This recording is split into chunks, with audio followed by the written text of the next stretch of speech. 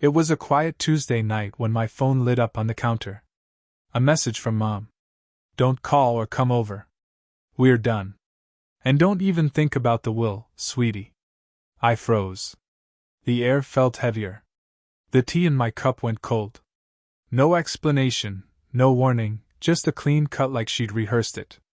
I typed 2 words back. Got it.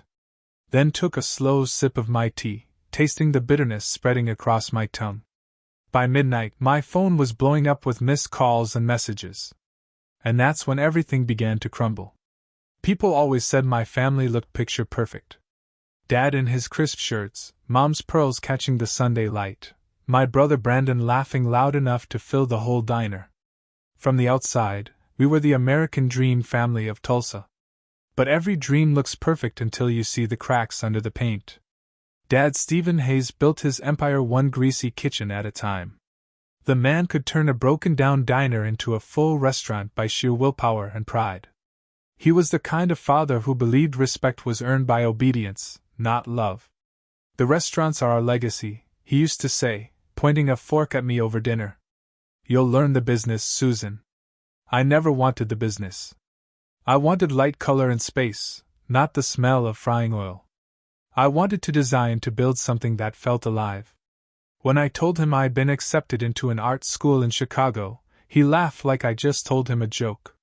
If you walk away from this family's work, he said, you walk away from our support. He meant it. I paid my own tuition, juggling 2 jobs and student loans while Brandon got a brand new car at 16 for helping out at the diner. Mom never stepped in. She'd pour another glass of wine, smile tight, and whisper, he's just hard on you because he sees your potential. But I knew better. She saw what I saw. Brandon was the golden boy, the one they'd already crowned heir. Years passed. I built my design firm from a 1-bedroom apartment. Word spread fast. By 30, I was redesigning boutique hotels and luxury restaurants across Oklahoma. But at every family dinner, it was still about Brandon, his new project, his big ideas, my work. Cute Dad would say, barely looking up. When Mom got sick 5 years ago, I didn't hesitate. I paid for her treatments, her travel, every bill. When Brandon's new business venture failed, I wired $30,000 to clear his debts. When Dad's restaurant needed new equipment, I covered it. They always said, thank you, the polite, empty kind. Then came the next favor. Looking back, I think I kept doing it because I hoped one day they'd see me not as the outsider, not as the backup plan, but his family. Turns out family wasn't the problem. Their definition of it was. And the night my mother sent that text, I finally understood how deep that truth went. It started with a family meeting that felt more like a courtroom. Dad called it a discussion about the future. I should have known that meant Brandon's future, not mine. They gathered around the long dining table, the one lined with framed photos of Brandon holding trophies and ribbon cutings from Dad's restaurants. I stood at the end, laptop open, ready to present my proposal. A sustainable design firm that could partner with hotels and restaurants across the state. Eco-friendly materials, long-term savings, a real plan, not a dream. I spoke for maybe 5 minutes before Dad interrupted. You think hotels care about recycled wood? He said, voice flat but sharp enough to slice. They want cheap, not fancy experiments. Brandon chuckled without looking up from his phone. Yeah, why don't you stick to decorating houses, sis? Mom stood by the counter, pretending to rearrange napkins, avoiding my eyes. My hands trembled under the table. It's not decoration, I said quietly. It's design. It saves money, and it's the future. Dad leaned back, arms crossed. We're not throwing money away on your pipe dream. Brandon's opening a new location. That's our priority. Something inside me cracked. Years of sacrifice, the bills I'd paid the nights I stayed awake, worrying about Mom's treatments. All of it meant nothing. Mom, I said, turning to her. You've seen my work. You know this could work. She hesitated, eyes darting toward Dad. It just sounds risky, Susan. You know how the restaurant business is. Her words landed harder than his insults. Risky. That was the same thing he'd said when I wanted to go to college. Then out of nowhere, Tara, Brandon's wife, spoke. Her voice was soft, but it cut through the tension. I think it's innovative, she said. Sustainability is a big deal now. Brandon shot her a look that could have frozen fire. She shrank back into silence. Dad waved a hand dismissive. Enough. Meeting over. As I packed up my laptop, I caught Tara's eyes. She mouthed something that stopped me cold. I need to tell you something. Later that night, she found me in the driveway. Her voice shook. Brandon's been taking money from the restaurant's thousands. He's hiding it. My heart pounded. Are you sure? She nodded. I found the records. He's been lying to your parents for years. Before I could respond, Dad's voice carried from inside. We need to finalize the will. Brandon's the only one keeping this family together. Mom murmured something too soft to hear. Then Dad again, firm and final. Susan's off doing her own thing. She doesn't care about us. And right there, in the dark of my parents' driveway, I realized how wrong I'd been. The betrayal wasn't coming. It had already happened. The next morning, my phone buzzed before sunrise. A new message from Mom. Don't call or come over. We're done. And don't even think about the will, sweetie. I read it twice, then a third time. The words blurred like they were underwater. For years, I'd been the one wiring money for medical bills, Brandon's debts, and restaurant equipment. And now, with one message, I'd been erased. I sat on the edge of my bed, the city still half asleep outside my window. My chest felt hollow, not broken, just emptied. The kind of silence that comes after you've already run out of tears. I typed back 2 words. Got it. No period, no explanation, just 2 words. Then I set the phone down and walked to the kitchen. The tea kettle hissed softly.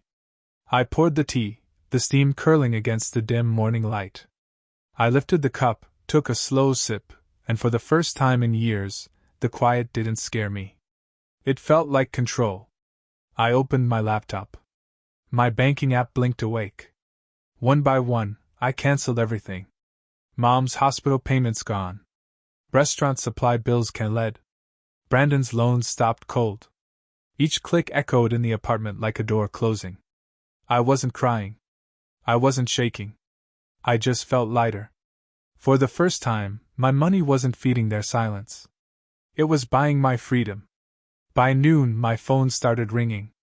Mom first, then Dad, then Brandon. I didn't answer.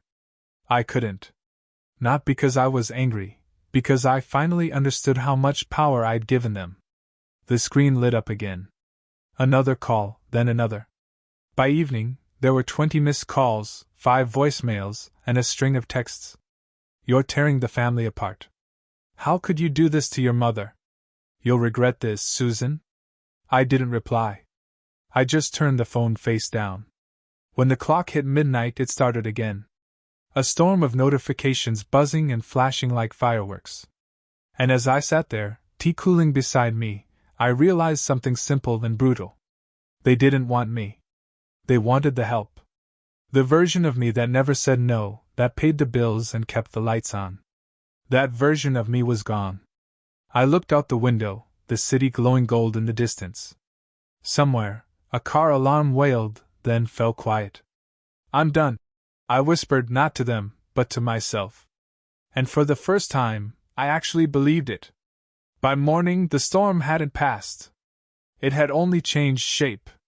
37 missed calls, 11 voicemails, dozens of texts stacked like threats waiting to be opened. I made breakfast like nothing happened. The smell of toast filled my apartment, while the phone kept lighting up beside the sink. I didn't pick it up until one voicemail from Dad appeared with the word urgent. I hit play.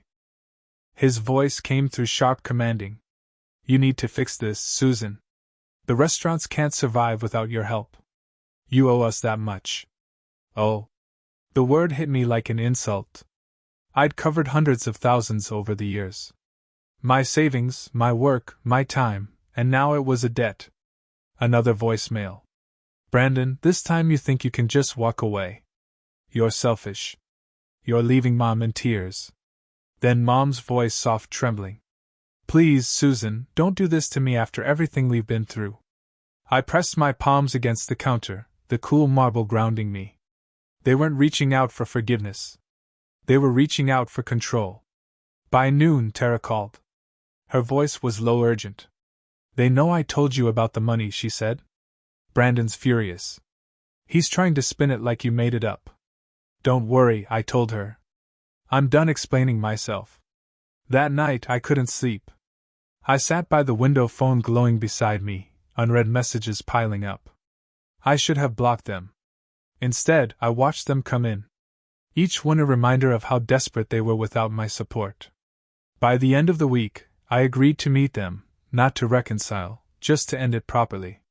The cafe was one of the few places in Tulsa where no one knew our family.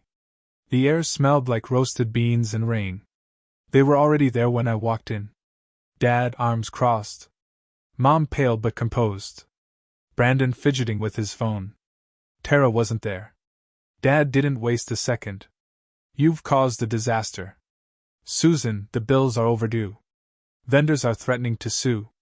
I set my bag on the chair, my voice calm. That's not my problem anymore. Brandon leaned forward, sneering. You think you're better than us now, don't you? Just because you play with paint and fancy furniture. I met his stare. Design, Brandon. The word you're looking for is design. He laughed, shaking his head. You've always been dramatic. You love attention. I cut him off. You stole from the restaurants. The word stopped him cold. Dad's brow furrowed. What are you talking about? Tara told me everything, I said. The hidden accounts. The money that vanished. Brandon's jaw tightened. She's lying. She found the records. I replied, my tone flat. And you know it. Dad turned to him, eyes narrowing. Is that true? Brandon stood abruptly. You believe her over me? She's been jealous since high school enough, I said quietly. This isn't about jealousy. It's about respect and honesty. Two things I never got from this family. Mom's voice trembled. Susan, don't do this. We can talk. I looked at her. We're past talking, Mom. You made that clear when you sent the text. The color drained from her face. I didn't mean it like that. You wrote, don't call or come over. We're done. And don't even think about the will, sweetie. I quoted every word, my voice steady. You meant it exactly like that. The cafe had gone quiet. Even the barista paused mid-motion. Dad cleared his throat. You've always been too sensitive. I smiled faintly. And you've always mistaken cruelty for discipline. For the first time, I saw a flicker of uncertainty in his eyes. I reached into my bag, pulled out a neatly folded folder, and placed it on the table. I sold my sustainable design project, I said. A national firm bought it for $1 million. They all stared at me. I built that without your help, I continued. No loans, no family money, just me. Brandon's mouth twisted. Good for you. Want a medal? No, I said. I just want you to understand that I don't need this family anymore, and you don't get to call me when things fall apart. Dad's jaw clenched. You think that money makes you powerful? I leaned forward slightly. No, walking away does. The silence that followed was heavier than any scream. Mom finally spoke, tears welling in her eyes. We're still your family. Family doesn't use you like an ATM, I said softly. Family doesn't write you off when you stop paying. Brandon slammed his fist on the table. You're pathetic. You think you can just cut us out? I met his anger with calm. Funny. That's exactly what you did to me. He opened his mouth again, but I stood before he could speak. I'm not your safety net anymore, I said. Not your backup plan, not your excuse. Dad's voice rose. You'll regret this, Susan? I turned one hand on the chair. Maybe. But at least I'll regret it on my own terms. As I walked toward the door, I heard Mom whisper behind me. Please, Susan, don't do this. But I didn't look back. The door chimed softly as it closed behind me. The air outside was cool. The sun low on the horizon, painting the street gold. My phone buzzed again in my pocket, but I ignored it. When I reached my car, I finally let out a breath I hadn't realized I'd been holding. Through the cafe window, I could still see them. 3 silhouettes arguing among themselves, their voices muted by glass. I wasn't part of that noise anymore. I took out my phone, scrolled through the messages, and pressed delete all. The screen went blank, quiet, clean. I started the engine, the radio humming softly. For the first time, I wasn't driving away from them. I was driving toward myself. A year later, I heard the news through mutual friends, not from them. The Hayes restaurants were gone. The family legacy Dad guarded like a crown had crumbled under debt and lawsuits. Vendors sued after discovering Brandon's hidden accounts. Dad tried to fight it, but the numbers didn't lie. Brandon's name appeared in the local paper next to words like fraud and embezzlement. Tara left him quietly, moving to Dallas with their daughter. Mom and Dad sold their house and moved into a smaller place outside Tulsa. I didn't feel joy when I heard it. Just a strange heavy calm, the kind that comes after a storm has taken everything down and left the air clean. My firm had grown. I opened a second office in New York, traveling between cities, designing hotels that carried my name on brass plaques. Every now and then, I'd find myself in a lobby I'd created. Warm lights, clean lines, quiet music, and I'd think, this is what home feels like when you build it yourself. One afternoon, sitting by the window of a cafe in Manhattan, I ordered the same kind of tea I'd had that night. The steam curled into the sunlight just like before. A notification blinked on my phone, an unknown number from Tulsa. I let it ring out, the sound fading beneath the soft jazz playing overhead. I smiled, lifted my cup, and took a slow sip. The tea was still bitter, but now I understood why it wasn't the drink. It was the lesson. Peace didn't come from fixing them. It came from letting them fall.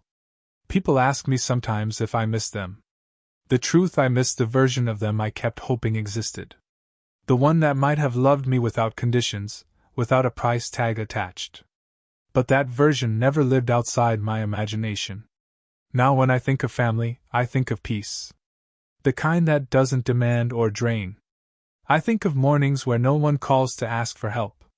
And the quiet means safety, not punishment. Family isn't blood, it's respect. And silence, when it's chosen, can be the loudest form of freedom.